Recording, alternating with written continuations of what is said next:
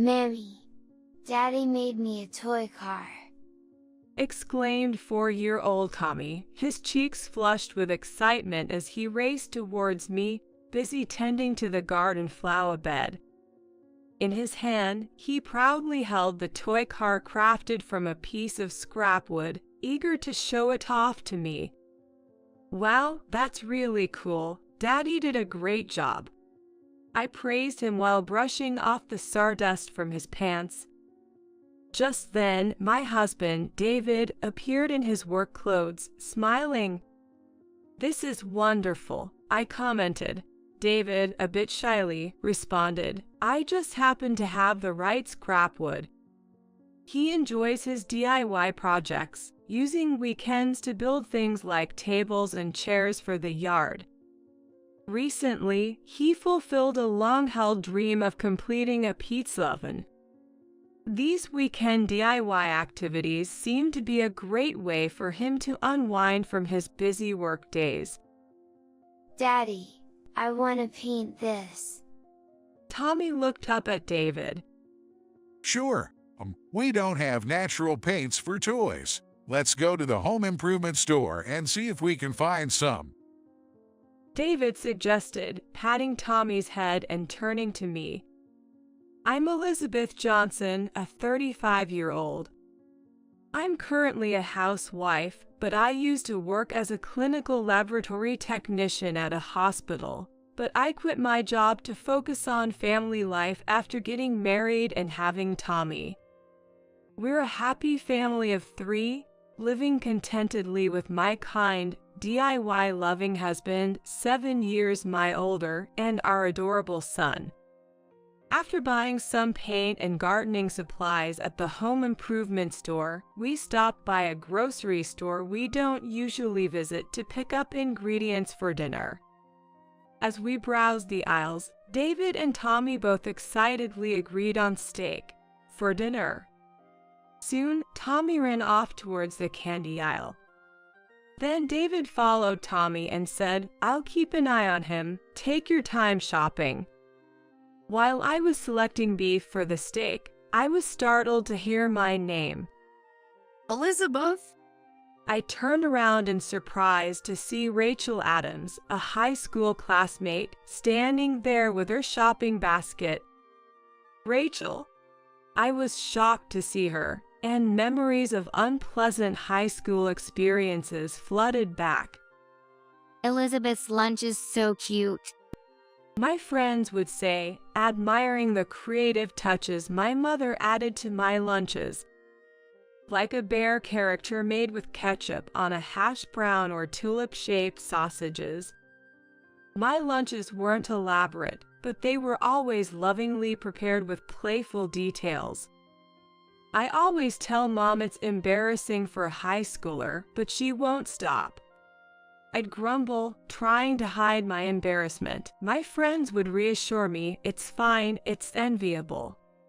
But then Rachel would chime in loudly, "Guys, look at this. Elizabeth's lunch is just full of frozen food." My busy working parents couldn't always make everything from scratch. But the balanced, colorfully arranged lunches were still a source of pride for me.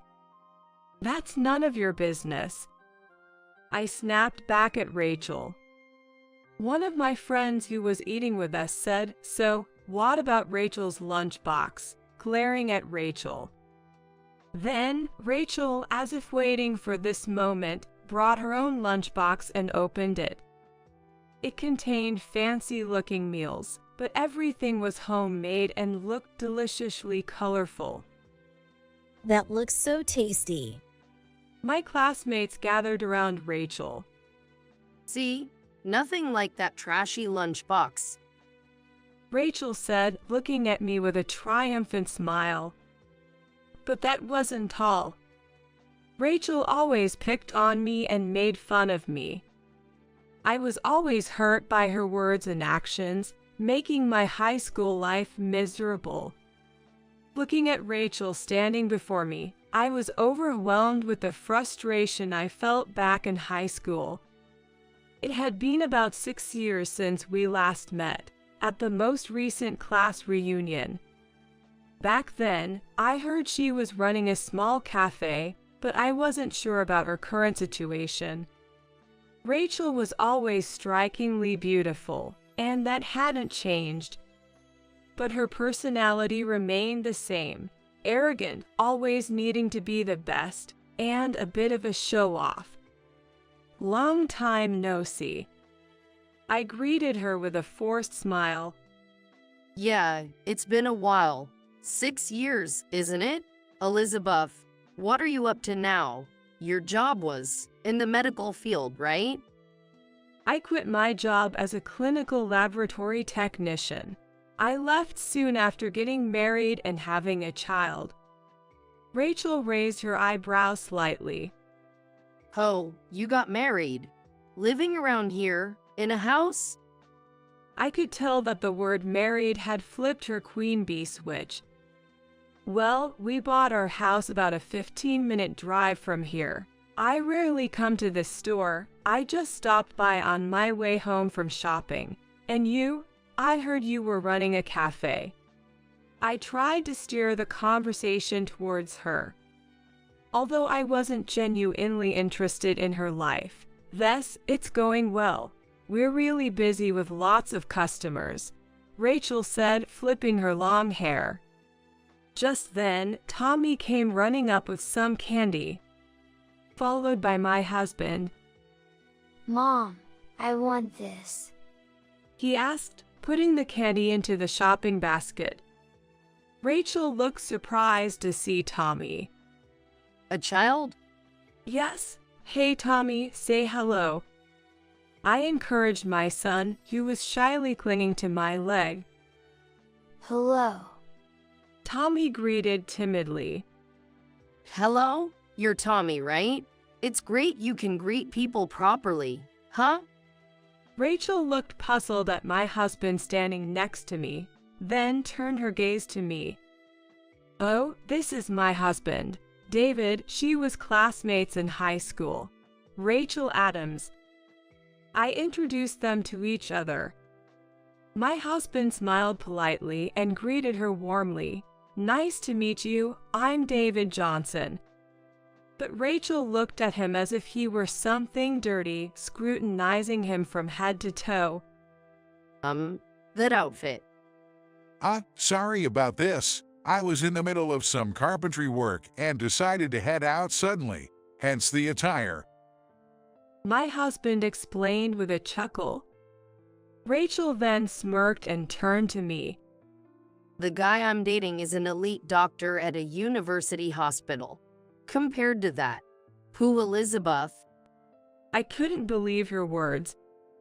What are you talking about? My husband calmly interrupted me and asked Rachel. Which university hospital would that be? The university's cardiovascular department.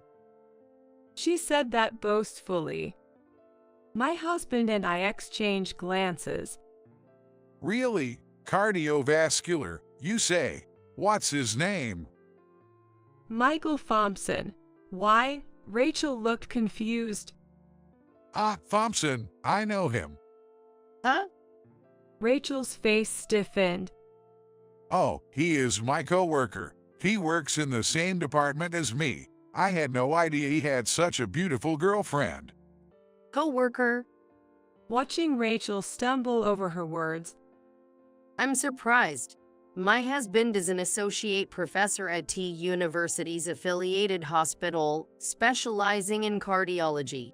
So he's Rachel's boyfriend's direct supervisor? I said hesitantly.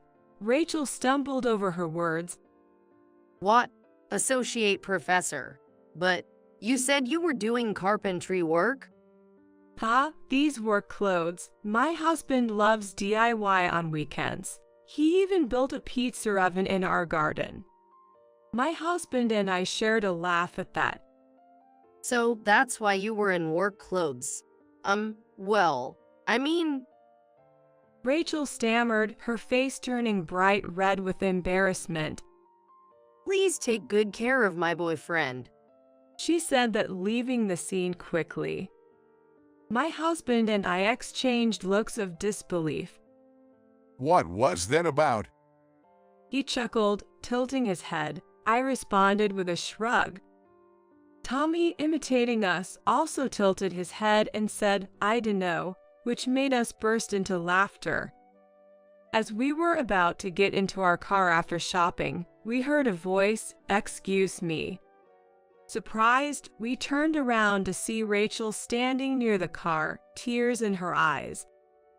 David instinctively stepped forward to shield us. What's wrong? When my husband said that, then suddenly squatted on the ground and apologized. I'm so sorry for what I said earlier. In her desperate apology, my husband quickly grabbed her shoulder and helped her up, while passers-by gave us curious looks. What's going on? Please, stand up. It's okay now. Michael, he's working so hard, and I've just insulted his boss. If I've caused any trouble for his career, please forgive me. Rachel sobbed like a child. I approached her and handed her a handkerchief. David isn't the kind of person who lets personal feelings interfere with work. He's not petty like that. Elizabeth. Taking the handkerchief and looking at me. Actually, Thompson is doing quite well in his job. Regardless of how I feel about your earlier behavior, it has nothing to do with his work, so don't worry. I'm really sorry. Rachel said, visibly relieved, dabbing her tear-swollen eyes with the handkerchief. I was surprised by this side of Rachel I'd never imagined in high school, thinking she must truly love this Thompson. As I pondered this, Tommy stepped forward. Here, cheer up. Tommy said sweetly, and offered her a strawberry-flavored candy from his little hand. Rachel asked, "Really? Can I have this?" looking at me before gratefully accepting the candy with a smile. Perhaps the love with her boyfriend was changing her. I thought about her red forehead and the smile she gave Tommy. On the way home, David told me about Rachel's boyfriend, Michael Thompson, a 32-year-old cardiologist working in the same department as him at the hospital. Despite his youth, he's known for his excellent work. But the PUA guy barely gets any time off with all his on-call shifts, and he's ambitious, always trying to keep his superiors happy. He probably doesn't have much of a personal life. That's so.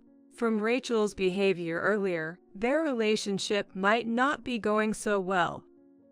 I said, concerned. David, a bit exasperated, replied, Are you actually worried about her?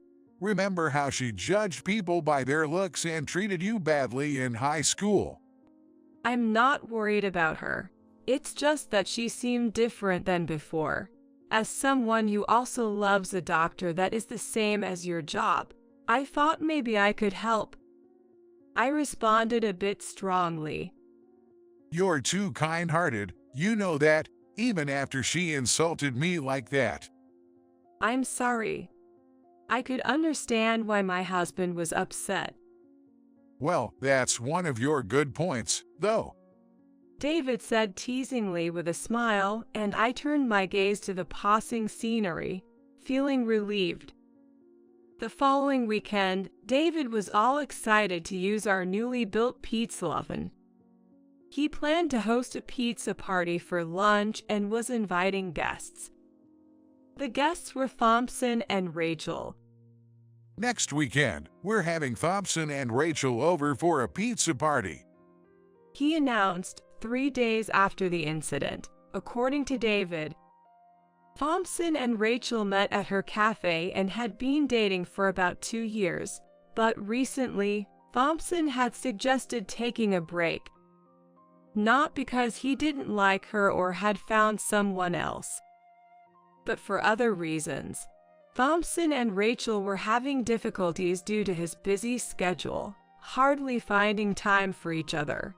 It seemed he thought they might be better off parting ways for both their sakes. So, back at the grocery store, they were all ready. I recalled our encounter with Rachel. They haven't officially broken up, but they haven't seen each other much lately. I haven't told Thompson about that day. She must have been confused, just having had the breakup conversation with him. It's surprising. Rachel, with all her pride, going as far as kneeling down for someone she was about to break up with.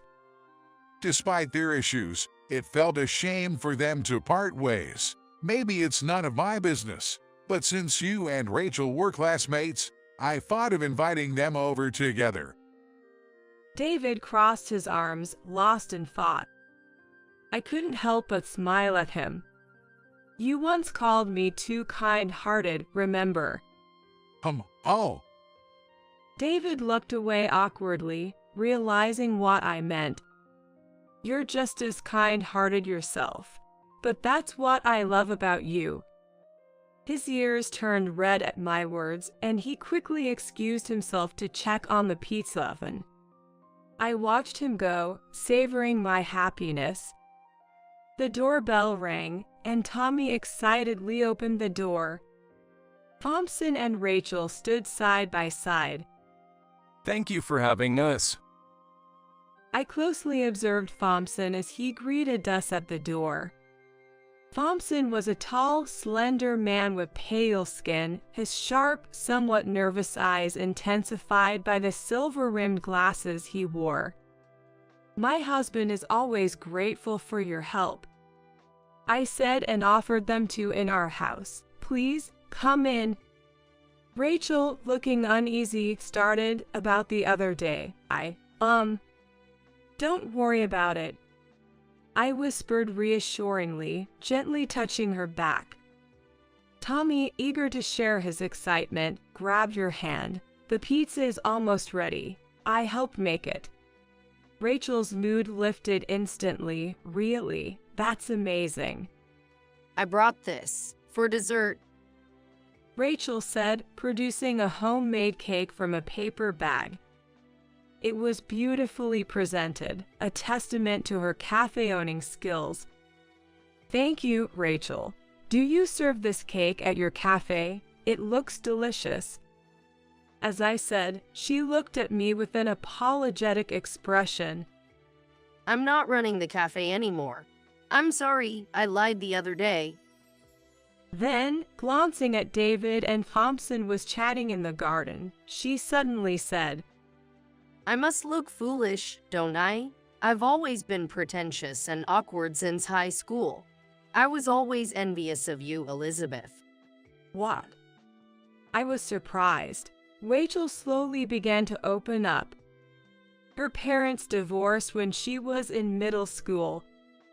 Her mother, lacking financial means, didn't take her in, so she grew up with her father. Soon after, her father remarried. The stepmother had a young, frail child and paid little attention to Rachel, making her feel increasingly alienated. The stepmother never cared for Rachel, so Rachel had to prepare own school lunches. Feeling lost and without a place in her family, Rachel craved attention. I just wanted people to notice me, even if just at school. She realized that she had become self-centered, unable to see beyond her needs. Elizabeth, you were always like a dandelion in spring, so calm and smiling. Rachel spoke with a distant look in her eyes. Really? I didn't think so. That's why people always gather around you. Without even trying, everyone just loved you for who you are. I tried so hard to get attention, but I could never be like you. Rachel turned to me and apologized. That's why I was mean to you, wanting to see you troubled. I'm truly sorry for how I was back then. She continued. Even at the grocery store, you were surrounded by this atmosphere of a kind mother, with a cute child and a caring husband. You had everything I didn't. I felt like I could never match up to you, And that's why I said those awful things? I placed my hand on Rachel's shoulder. It's not about winning or losing, Rachel. You are you. Let's just forget all that happened. I want you to be happy. Elizabeth! Tears welled up in Rachel's eyes. Just then, we heard David's voice. Hey, the pizza's almost ready. Almost ready. Tommy shouted, imitating his father. Rachel and I exchanged a smile and began carrying other dishes and utensils to the garden table. Thompson, having to return to the hospital later, was drinking mineral water. You don't have to go back to the hospital on your day off. Can it wait until tomorrow? David asked, pouring wine into his glass. There are some documents I want to review today. Thompson responded, then continued discussing challenging cases and showing interest in David's research. He seemed to be deliberately avoiding eye contact with Rachel. Rachel was playing with Tommy. I have a question about your paper, David. David interrupted him. Mr. Thompson, Yes, sir. it's important to switch between work and leisure. If you keep pushing yourself, you'll burn out. David chuckled while checking the pizza oven. I knew it, but I want to advance in my career as quickly as possible. Thompson seemed a bit frustrated. Why are you so rushed? Well, it's because Thompson hesitated, glancing at Rachel. I sensed his pain behind his eyes. Is it for Rachel's sake? Rachel looked surprised and turned to Thompson.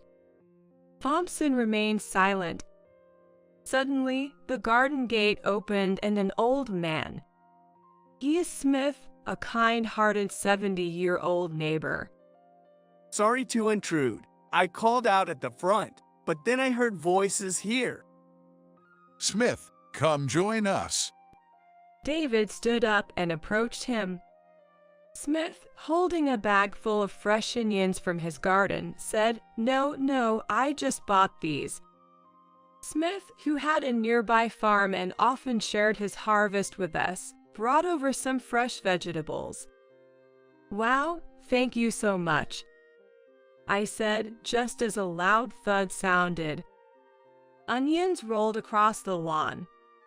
Then Smith clutched his chest and collapsed. Smith, David and Thompson rushed to him. He was sweating and unresponsive. he has hypertension and diabetes. Looks like a strong suspicion of a heart attack. David said while loosening Smith's clothing. Elizabeth, call an ambulance and contact his family. Right away. I asked Rachel to please look after Tommy. David. He's in cardiac arrest. Thompson announced, starting CPR until the paramedics arrived. Smith, you're going to be okay. The ambulance is coming soon. David kept talking to him. Rachel, holding Tommy tightly, watched the scene, trembling. That's great news. No, it's nothing. Just please take care. David said, handing up the phone and sighing deeply. The family said Smith regained consciousness, and there's no life-threatening issue. That's a relief. We all smiled in relief. Rachel, overwhelmed, sat down. Are you okay? Thompson rushed to her side. Michael, your job is constantly like this. And I was just thinking, being a doctor's wife looks good. I was so foolish, complaining about not seeing you enough, not understanding how hard it is to be responsible for people's lives. I'm so sorry for everything till now. Rachel was tearful. No, if I had been more capable at my job, I would have been there to support you when you had to make the big decision to close the cafe. I always left you feeling lonely. I thought you couldn't be happy with me. That's why I suggested we take a break. David and I exchanged glances and quietly left them to talk alone. Dr. Johnson, Elizabeth, thank you so much for today. Thompson and Rachel greeted us at the door. They both had warm, gentle smiles. Come again, Thompson. Next time, leave work behind. I will. He replied with a shy smile. Elizabeth, thank you. Please say thank you to Tommy too. He'll be sad you're gone when he wakes up. He's really taken to you both. Please make sure to visit again. Rachel nodded with a smile and left with Dr. Thompson, looking very much in harmony. They had talked things through and realized how important they were to each other, deciding to start over from scratch. Rachel also mentioned she was planning to reopen her cafe. David and I sat on the deck chairs in our garden, sipping the remaining wine. Being a doctor's wife must have been tough for you too, right? David said apologetically. Yes, it was. You were always so busy and hardly ever home. I had no one to talk to about Tommy. David listened, looking down. But remember what you said when you proposed. Trust me, that's why I decided to always be by your side, no matter what. Elizabeth, David looked up at me. as doctors, we fight every day to save the lives in front of us. But we can do that because our families support us. I've never forgotten to be grateful for that. You? Even when I can't be there, I always care about you and our family. I want you to keep trusting me and stay by my side. David said, gripping my hand firmly. Likewise, I'm counting on you for the future. We smiled at each other and raised our wine glasses, toasting to our family's happiness.